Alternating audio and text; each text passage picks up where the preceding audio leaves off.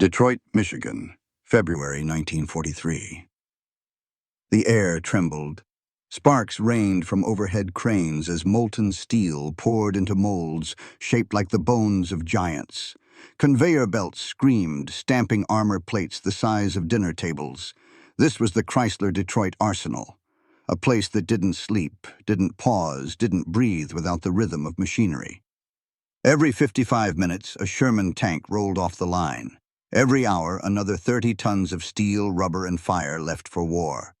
Inside, the heat was brutal, welding arcs turning sweat into steam. Outside, the smell of yeast drifted in through the open factory doors. Because just across the street, another factory was running just as hard. Not a weapons plant, a bakery. The National Biscuit Company's industrial ovens burned day and night, turning Midwestern wheat into rations. Crackers, biscuits, and bread bound for ships in New York Harbor.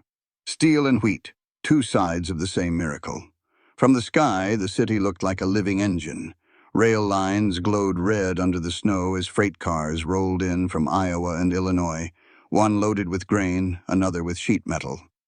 The same workers who tightened bolts on tank turrets loaded sacks of flour after their shift. Housewives mixed dough for Red Cross shipments in kitchens that used to make apple pies.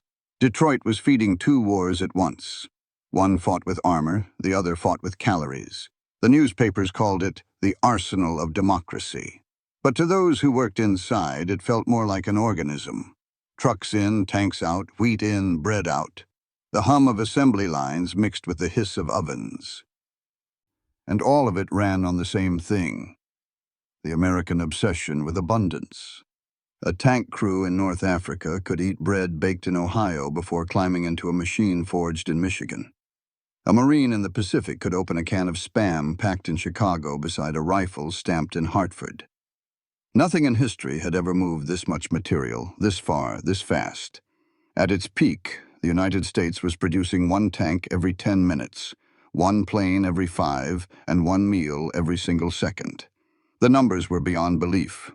And yet they worked, because America had mastered a kind of warfare no other nation had even defined.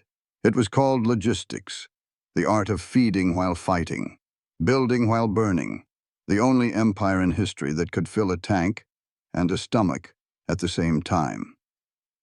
The story everyone remembers is the one of fire and metal, of Detroit's assembly lines churning out tanks, planes, and guns faster than the Axis could count. The image is so powerful it eclipsed the quieter truth, that America didn't just outproduce the enemy. It outfed the world. Ask a historian how the Allies won, and you'll hear about B-17s, Shermans, Liberty ships. You won't hear about Kansas wheat, Minnesota pork, or California oranges. You won't hear that by 1944, 40% of all Allied calories came from American soil, because it's harder to make headlines with bread than with bullets.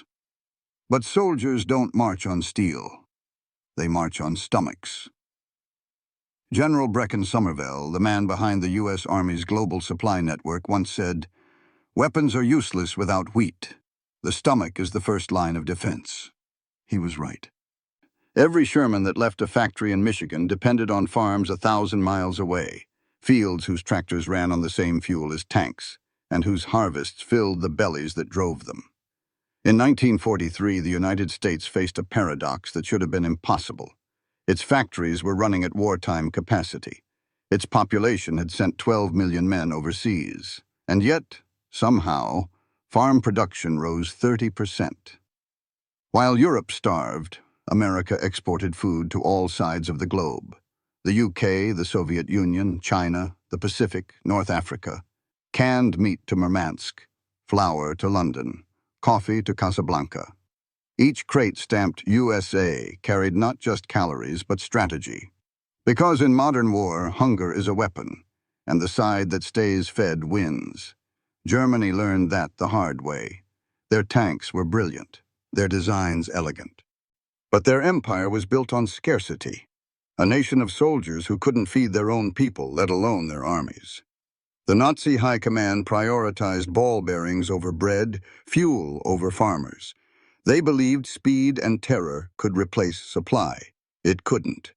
The U.S. saw the opposite equation: feed first, fight second. A Fed soldier fights longer, moves farther, shoots straighter. It wasn't glamorous. It was math. Between 1941 and 1945, the United States shipped over 17 million tons of food overseas, enough to feed every Allied soldier for 3 years. At the same time, it built 50,000 tanks, 300,000 planes, and still managed to feed 130 million civilians at home. The rest of the world saw chaos. America saw flow. Every acre, every rail car, every factory slot fed into the same system, one that could build an army and a dinner table simultaneously. When Roosevelt called the nation the great arsenal of democracy, he wasn't exaggerating. But the arsenal wasn't just made of steel. It was made of wheat, sugar, corn, milk, coffee, and bacon. It wasn't just the muscle of industry that won the war. It was the metabolism of a nation. Because you can't bomb your way to victory if your army can't eat breakfast. And America never skipped breakfast. Before the U.S. could feed the world, it had to feed its own war machine. The miracle wasn't that America produced more tanks and planes. It was that it produced them without starving its factories of fuel, its soldiers of food, or its civilians of hope. The secret was the machine that fed itself, the most complex logistical ecosystem in human history. By 1942, the War Production Board, the War Food Administration, and the Office of Price Administration were no longer just bureaucracies. They were gears in a single engine. The assembly line didn't end at the factory door. It extended backward across 3,000 miles of farmland and forward across oceans. A can of Spam started in Iowa as a pig, rolled through a Minnesota packing plant, crossed the Atlantic in a Liberty ship, and landed in a trench in France. Still warm enough to taste the Midwest. This wasn't improvisation. It was orchestration. Mechanization had transformed America's farms long before Pearl Harbor. Tractors replaced horses. Combines replaced threshers. Rural electrification, one of Roosevelt's forgotten revolutions, meant that even a small Kansas wheat farm had the power to run milking machines, refrigeration units, and electric grain dryers. Every hour saved on the farm was an hour earned for the front. By 1943, one American farmer fed 20 people, including 3 overseas. Factories and farms weren't opposites. They were halves of the same system. The grease that oiled tank gears came from Iowa soybeans. The uniforms worn by gunners were woven from southern cotton. The ethanol that boosted aviation fuel was distilled from Illinois corn. America wasn't just producing. It was recycling itself into victory. And the genius wasn't just industrial. It was psychological. While German civilians stood in bread lines, American housewives were planting victory gardens. By 1944, 20 million families grew 40% of the nation's vegetables in their own backyards. Children collected scrap metal. Factory cafeterias served rationed meals measured to the calorie. Sugar was short, coffee was precious, but morale was full. No one starved. No one quit. Even the act of feeding became patriotic. Posters didn't just say, "Buy war bonds." They said, "Don't waste bread." A sandwich left uneaten was a weapon lost. In the cities, war plants ran 24 hours a day. Morning shifts built tanks. Night shifts packed rations. At the Willow Run bomber plant, workers on break could buy sandwiches made from the same wheat that fed soldiers in Tunisia. It was one supply chain, just wearing 2 different uniforms. General Somervell called it the flow. Others called it the American system of plenty. It didn't matter what you named it. It worked. By 1944, the United States had built enough capacity to produce 600,000 vehicles, 100 million field rations, and 10 million tons of grain, all in the same year, all from the same rail grid. Germany couldn't imagine that scale. Japan couldn't feed its own islands. The Soviet Union could fight but not supply. Only America could build a tank in the morning and fill a lunchbox in the afternoon, without slowing down either. That was the real secret of the arsenal of democracy. It wasn't just that it made everything. It was that it never ran out of anything. And when the factories needed rest, the fields answered. When the fields needed fuel, the factories sent it back. It was a machine that never stopped eating, never stopped growing, and never stopped giving. The machine that fed itself. Every war has a number that explains it. For Germany, it was 6, the number of weeks they thought each campaign would take. For Japan, it was 18, the number of months they thought they could fight before America collapsed. For the United States, the number was 100, the percentage beyond enough that America decided to build. Overcapacity. That was the true weapon. By 1942, the War Production Board had set targets so absurd that even its engineers laughed. 50,000 tanks, 60,000 planes, 50 million uniforms, 10 billion bullets. But those weren't production goals.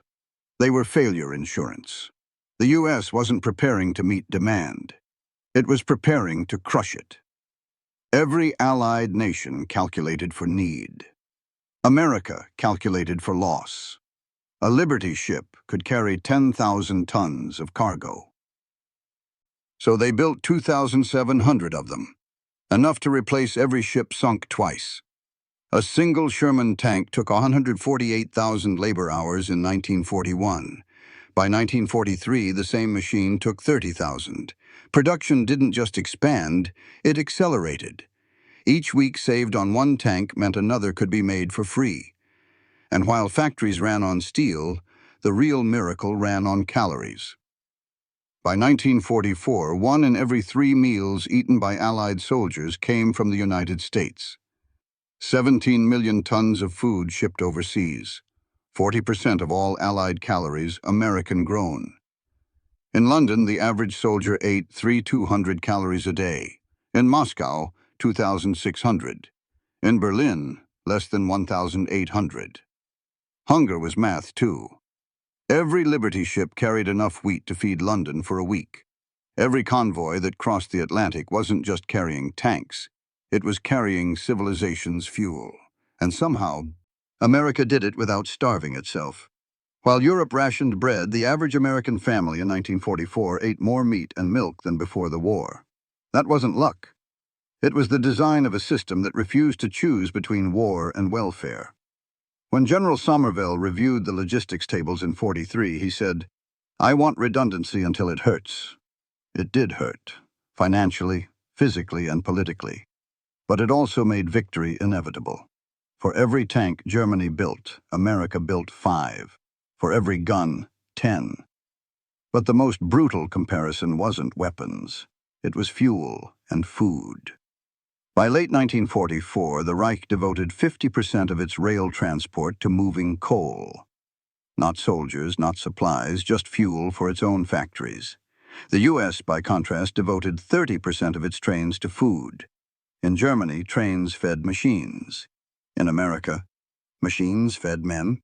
That single choice defined the war's outcome. Overcapacity wasn't waste, it was insurance. Factories made more tanks than the front could use because somewhere one would sink on a ship. Fields produced more wheat than Europe could eat because somewhere a convoy would never arrive. Abundance was the antidote to attrition. And when the numbers reached absurdity, when the production curves outpaced physics itself, America didn't slow down. It added more rail cars, more silos, more storage depots. By 1945, the U.S. had built so much that warehouses filled with idle tanks, aircraft, and food. It didn't matter, because the point wasn't efficiency. It was certainty. While the Axis tried to perfect scarcity, the Allies weaponized waste. And in war, waste wins, because you can lose 10 tanks and still roll forward. You can sink 20 ships and still feed an army. You can throw away half your bullets if the other half never stops coming. That's the math of overcapacity. The math that ends wars before the enemy even knows they've lost. Tunisia, February 1943. The U.S. II Corps was learning its first hard lesson in desert war. The sun burned the horizon white, and the sand turned engines into ovens. The battle for Kasserine Pass had ground down to chaos. Tanks half buried, radios jammed, rations gone. By the 3rd day, some American units had been without food for 48 hours. Fuel convoys hadn't arrived, ammunition was scarce, and the men were too exhausted to think. Major General Lloyd Fridendall, buried in his bunker, sent a desperate signal.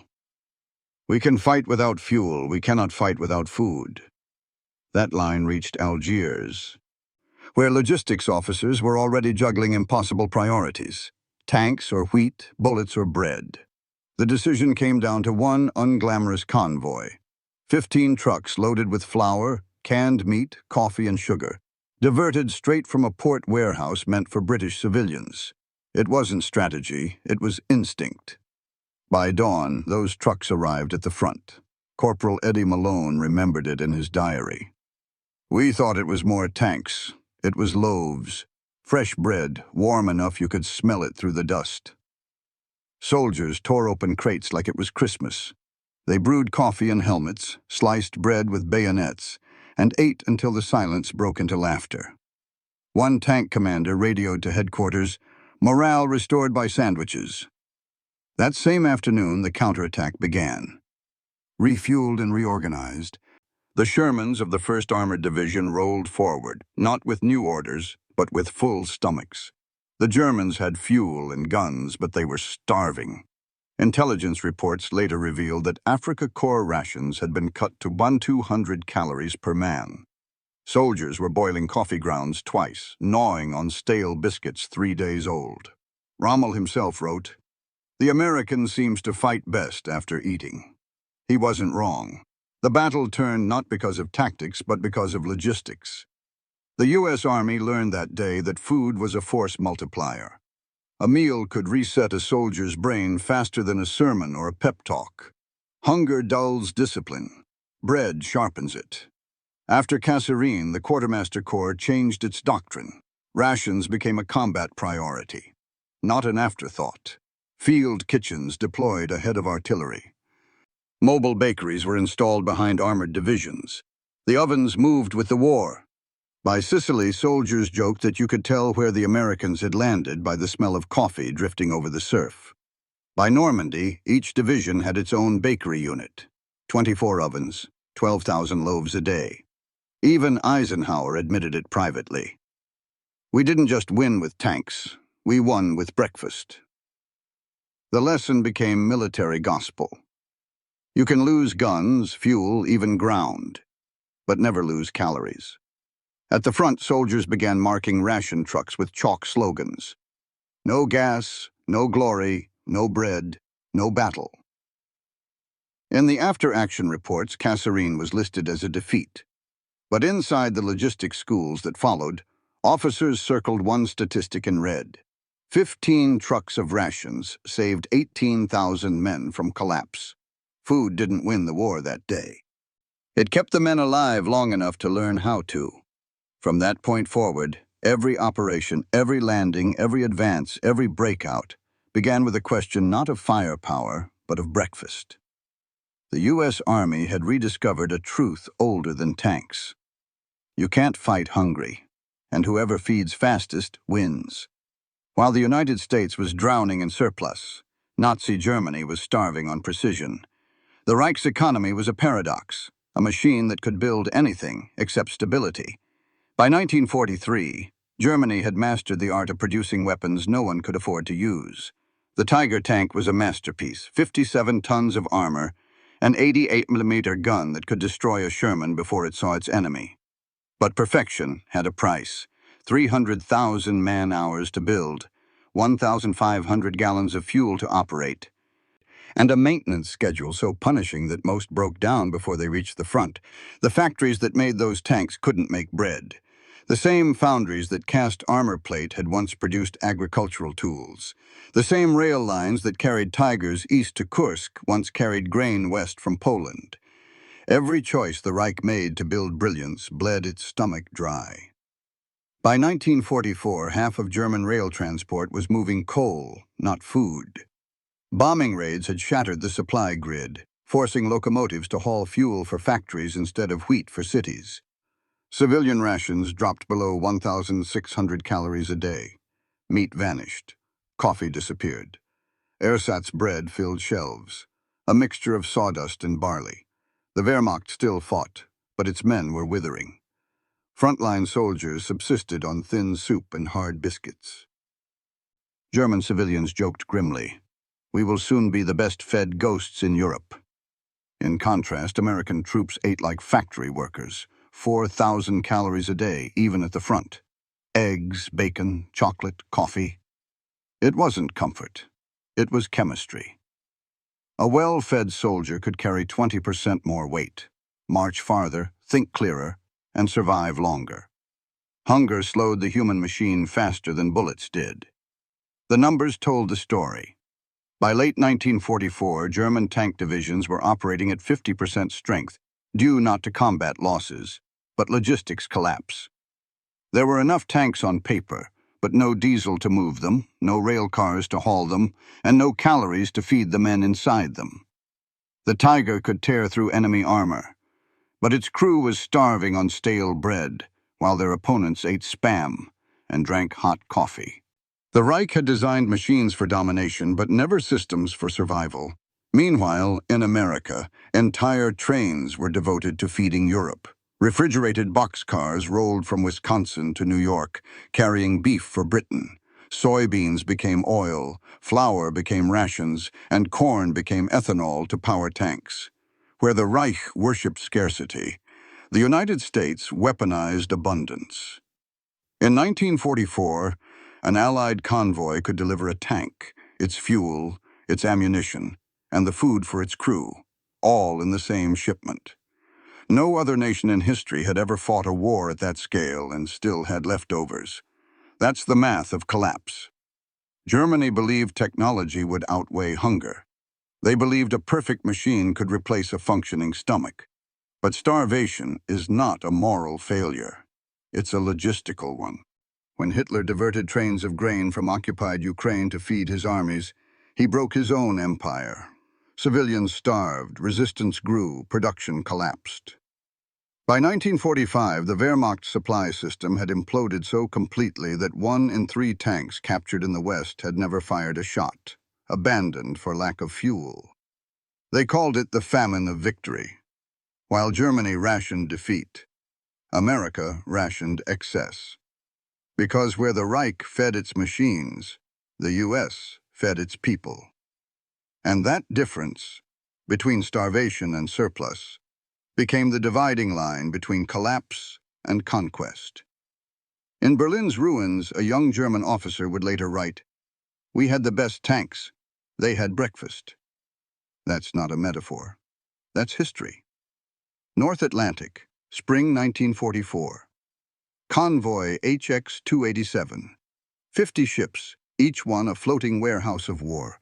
Below decks, tanks, jeeps, munitions, and spare engines. Above decks, wooden crates stacked to the sky, labeled food ration, property of U.S. government. The men called them floating grocery stores. The North Atlantic wasn't just cold, it was cruel. Icebergs drifted through the fog like ghosts. The sea hissed under the hulls as depth charges thundered in the distance. Somewhere out there, the U-boats were waiting. Each Liberty ship carried the weight of 2 battles, one for Europe's survival, one against the ocean itself. The SS John W. Brown was among them, a 7,000-ton cargo ship from Baltimore. Her manifest was a microcosm of American logistics. 76 Sherman tanks in the lower holds, 9,000 crates of Spam stacked above, 4 million pounds of flour, 300,000 cans of powdered milk, 12,000 sacks of coffee beans. If she sank, an entire division's worth of men would go hungry. The captain, a merchant mariner named Robert Keane, wrote in his log, "We carry steel for killing and bread for keeping alive. I don't know which weighs heavier." 3 days out from Halifax, a sonar ping echoed. U-boat contact. The convoy tightened formation. Destroyers weaved like wolves among sheep, dropping charges into the deep. One torpedo struck a sister ship, the SS Pennington. Fire erupted from her bow. Smoke climbed into the gray sky. Orders came through instantly. Secure deck cargo. Prioritize lower holds. Keane knew what that meant. Save the tanks. The tanks were war. The food was just sustenance. But his crew thought differently. When flames threatened to reach the deck, sailors ignored orders and formed a line, heaving boxes of rations into the sea. Bread, spam, milk, anything that could burn. They didn't do it to save the tanks. They did it to keep the fire from spreading. They didn't know they were saving the most valuable cargo on board. The Pennington burned for 6 hours before sinking. When the survivors were rescued, they didn't talk about the tanks lost. They talked about the smell, the sweet, sickly scent of scorched wheat and pork fat floating across the Atlantic. A month later in Normandy, an American quartermaster opened a shipment from the John W. Brown. Inside were replacement rations for the units pushing inland.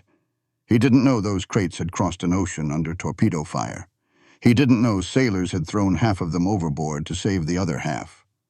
But when a platoon ate hot bread on a cold morning outside St. Lo, they were eating the memory of that convoy. In the war's mathematics, food didn't make headlines, but it made endurance possible. Every Liberty ship that reached port was a promise kept. Every sack of flour unloaded was a bullet that didn't need to be fired. By war's end, 200 million tons of cargo had crossed the Atlantic. A fifth of it was food. And in the logs of the merchant navy, one note appeared again and again. Delivered under attack, no interruption. The convoy wasn't glamorous. There were no medals for feeding a continent. But when Europe finally rose from the ashes, it was the ghosts of those merchant sailors. Men who risked their lives for crates of bread, who had built the first peace.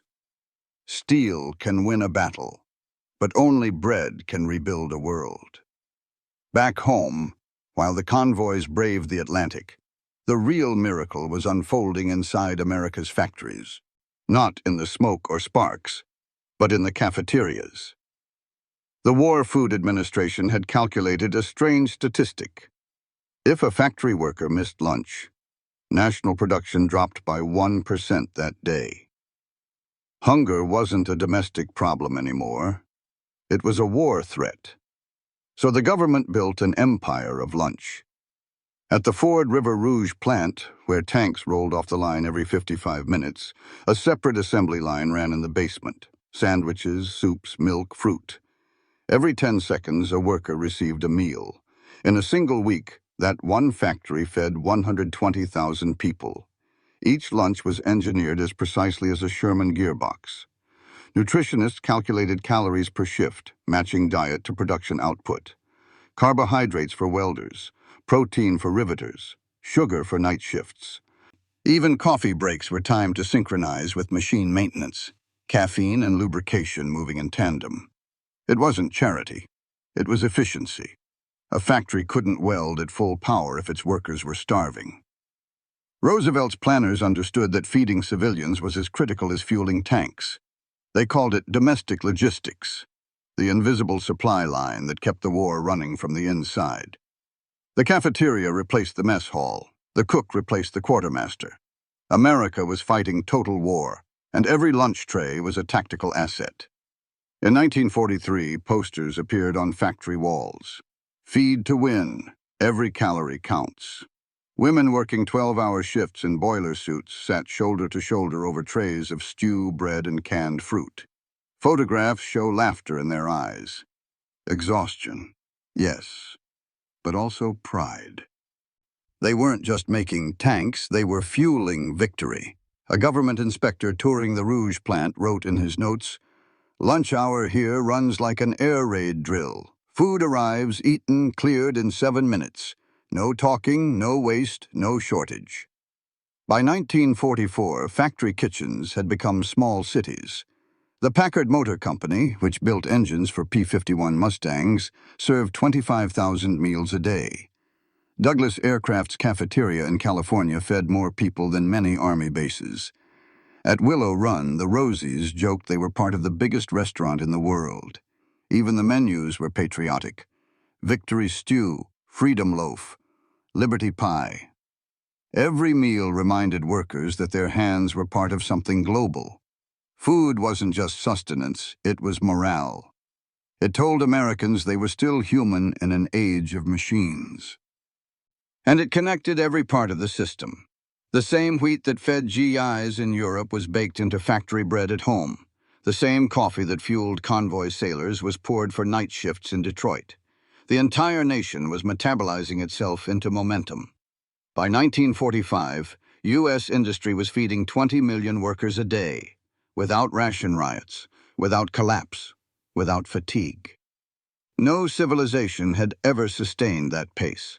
A factory worker in Ohio once said, "We didn't eat lunch. Lunch ate us. It was part of the line." He was right. America had turned food into infrastructure, a circulating energy that linked battlefields to bakeries. And that system, the empire of lunch, did what no army could. It made war feel winnable.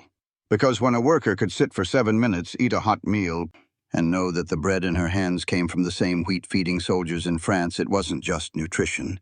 It was faith. Faith that the system worked. Faith that the world could be rebuilt on full stomachs. Faith that abundance itself was the ultimate weapon. When the war ended, historians tried to find a single number to explain why the Allies had won. Some pointed to production: 50,000 tanks, 300,000 planes, 6 million trucks. Others to manpower: 16 million Americans in uniform. But the quiet truth was simpler, older, and harder to measure. The United States won because it never went hungry. It was the first nation in history to fight a global war without ration collapse, famine, or food riots. While Europe rationed milk, America exported it. While Japan fought to the death over oil, the U.S. shipped bacon to the Pacific. Even Britain, bombed, blockaded, and exhausted, lived on American bread. The arsenal of democracy was more than factories. It was a food chain that spanned the planet. A convoy of ships leaving New York in 1944 could carry in one fleet the ingredients for both war and peace: tanks in the hold, flour on deck, coffee in the galley, and letters home in the captain's safe. The same system that crushed the Axis rebuilt the world it destroyed. General Eisenhower said it best: "You can't fight hungry." He knew, because he'd seen what hunger did to Europe before the first American loaf of bread ever landed on its shores. The German Reich had bet everything on engineering, machines that terrified the battlefield but starved their own soldiers. They built perfection and called it progress. America built abundance and called it lunch. That was the real difference. The Tiger tank was an icon of power. The Sherman was an icon of production.